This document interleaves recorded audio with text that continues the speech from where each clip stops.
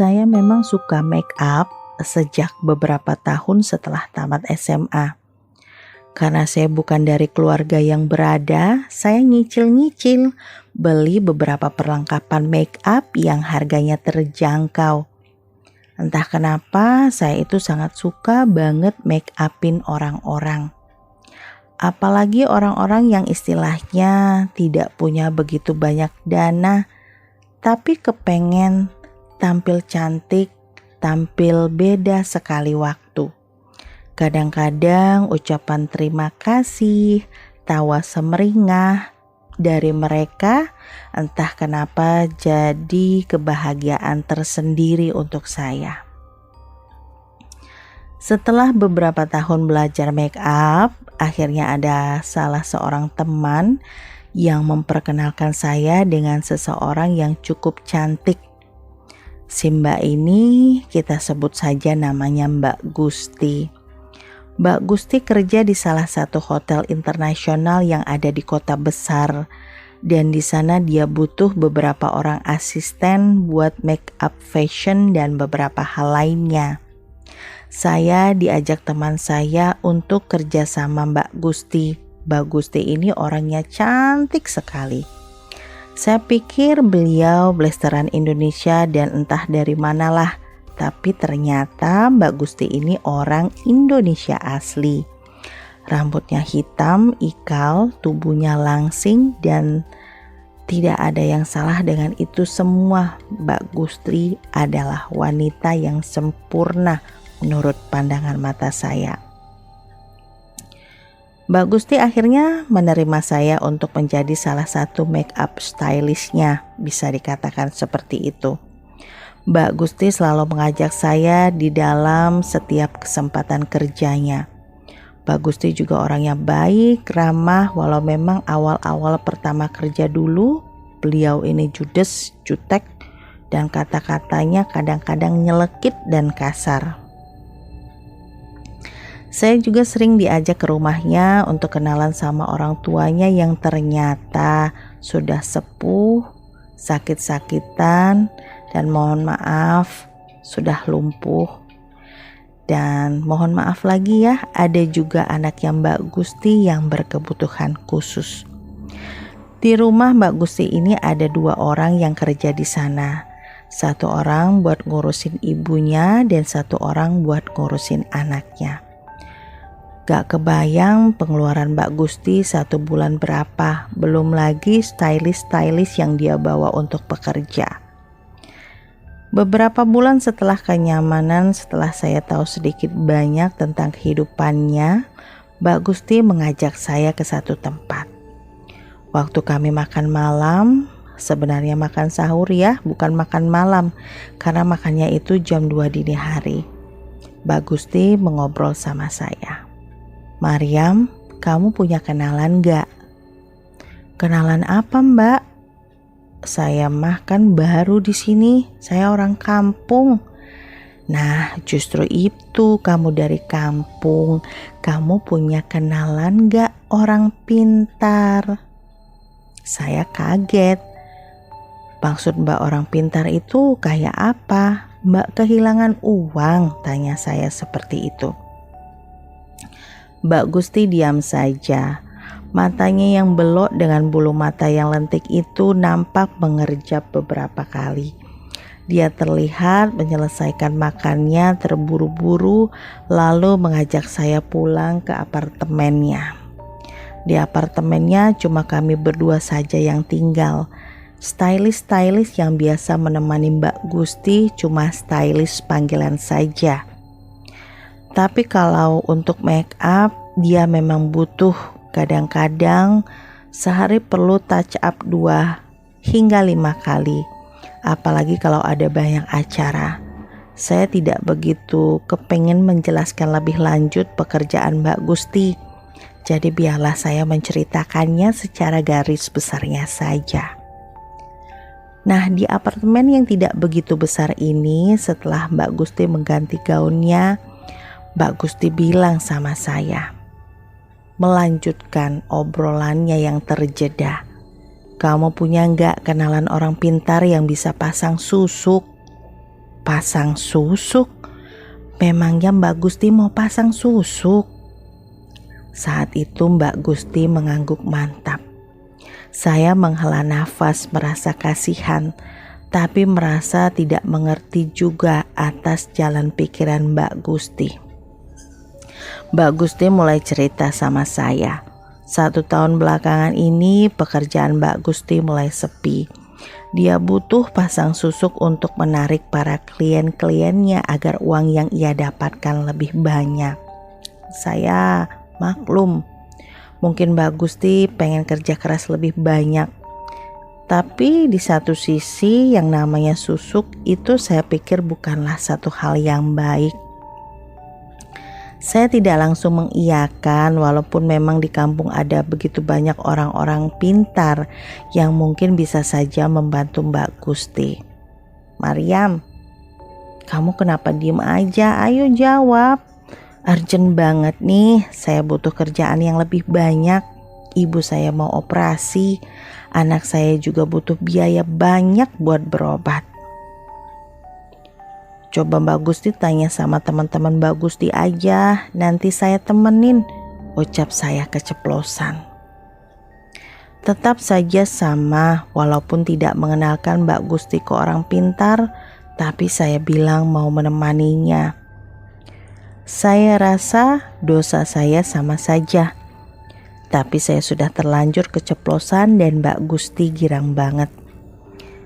Saat beberapa hari kemudian dia mengajak saya ke sebuah desa yang jauh sekali dari desa saya.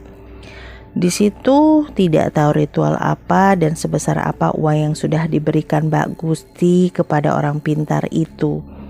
Nyatanya memang setelah melakukan hal itu Mbak Gusti banyak mendapatkan klien baru. Tentu saja pendapatannya meningkat seiring dengan bertambahnya klien-klien barunya. Bertahun-tahun berlalu, stylist Mbak Gusti silih berganti orang-orangnya. Hanya saya saja yang bertahan. Dia sangat baik kepada saya walaupun jujur saya sudah merasa tidak nyaman. Kadang-kadang saya berpikir, apakah uang yang saya dapatkan dengan bekerja seperti ini halal atau tidak? Sementara setiap bulan uangnya itu saya kirimkan untuk adik-adik saya, untuk orang tua saya. Sambil mencari-cari pekerjaan yang lebih baik, namun saya belum mendapatkannya juga. Saya tetap bekerja kepada Mbak Gusti. Dia yang semakin hari semakin sibuk, tidak ada waktu istirahatnya sama sekali. Ibunya sudah mulai pulih. Anaknya belum ada perkembangan apapun, tapi menurut Mbak Gusti, kalau ada tabungan lebih, dia tak harus mencari pinjaman untuk berobat anaknya yang super duper mahal. Kasihan sekali Mbak Gusti. Mbak Gusti punya beberapa orang teman yang memang seprofesi dengannya. Tapi teman-temannya Mbak Gusti menurut saya bukan orang yang baik. Mereka kadang-kadang hanya memanfaatkan Mbak Gusti saja, pinjam uang, numpang makan, pinjam pakaian, sampai meminta klien langganan Mbak Gusti. Kadang-kadang mereka kepergok membicarakan Mbak Gusti di belakang Mbak Gusti. Padahal mereka makan, minum, dan tidur di apartemen Mbak Gusti. Rasanya saya ingin meracuni ketiga orang teman-temannya itu. Dan suatu hari, kesehatan Mbak Gusti ini menurun secara drastis dalam waktu yang benar-benar singkat. Saya meminta Mbak Gusti untuk beristirahat. Saya bilang, Mbak, kalau sakit itu berarti tubuh sedang meminta haknya. Mbak Gusti sudah sekitar 1 minggu sakit dan tidak ada satu orang pun temannya yang datang. Saya benar-benar sedih waktu itu. Ditambah lagi Mbak Gusti ini makin hari semakin kurus dan tak berdaya.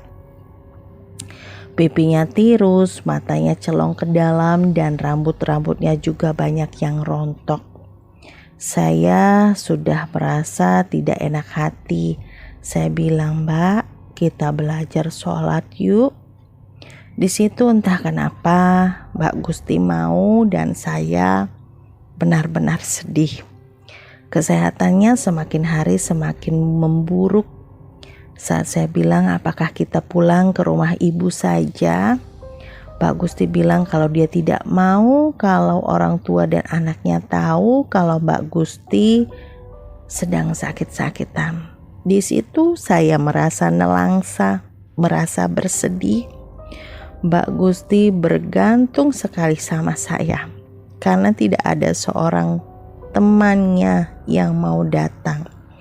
Saya merawatnya sebisa saya, setulus saya, sambil tetap mengajarkan sholat, mengaji sedikit demi sedikit dengan pengetahuan saya yang sangat minim. Saya juga tanya terus, "Mbak Gusti sedang kepengen apa? Atau ada sesuatu yang kepengen dimakan, nanti saya masakan." Tapi Mbak Gusti seolah-olah kehilangan selera makannya, seolah-olah nikmatnya sedang Allah cabut satu persatu. "Kita ke dokter yuk Mbak, atau ke rumah sakit." Mbak Gusti bilang, sayang uangnya lebih baik digunakan untuk ibu dan anak-anaknya. Suatu malam Mbak Gusti ini seperti sedang sakaratul maut. Tubuhnya itu sedikit terangkat, bagian punggung dan kepala seperti menahan sesuatu yang sangat sakit. Bola matanya membeliak lebar. Di saat itu saya merasa kalau Mbak Gusti benar-benar kurus, benar-benar kehilangan aura kecantikannya. Dan sudah tidak lama lagi mungkin waktunya. Saya menangis, bingung, ingin menghubungi siapa. Di situ saya benar-benar melakukan segala sesuatunya semampu saya. Saya mengaji, saya memohon. Keadaan beliau benar-benar mengkhawatirkan. Saya membawanya ke rumah sakit, tapi pihak rumah sakit mengatakan Mbak Gusti tidak sakit apapun. Dalam keadaan yang tidak baik-baik saja, Mbak Gusti kerap berteriak-teriak setiap tengah malam. Untung di kamar itu hanya ada saya dan Mbak Gusti saja. Matanya terus melotot, menatap ke arah lain dan mengerang kesakitan. Saya tidak tahu teman siapa yang mengenalkan Mbak Gusti ini ke orang pintar itu. Tapi saya mencoba untuk menghubungi teman Mbak Gusti satu persatu dan memberitahukan kepada mereka kalau Mbak Gusti sedang sakit.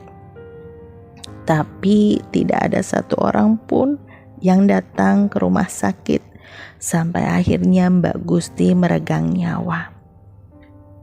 Ibunya tentu saja terpukul. Ternyata Mbak Gusti ini banyak punya keluarga besar. Terbukti banyak sekali orang yang datang. Namun mungkin karena pekerjaan Mbak Gusti yang seperti itu, tidak ada saudara yang mau mendekat ketika Mbak Gusti masih hidup. Saya pulang ke kampung setelah membereskan berbagai macam barang-barang dan semua milik Mbak Gusti, baik dari hotel tempatnya bekerja ataupun dari apartemennya, dan menyerahkannya kepada ibu. Ibu Mbak Gusti minta saya untuk tinggal bersamanya. Saya bilang insya Allah ya Bu, masalahnya orang tua saya juga sudah tua. Nanti sekali waktu saya akan datang ke sini untuk membesuk ibu.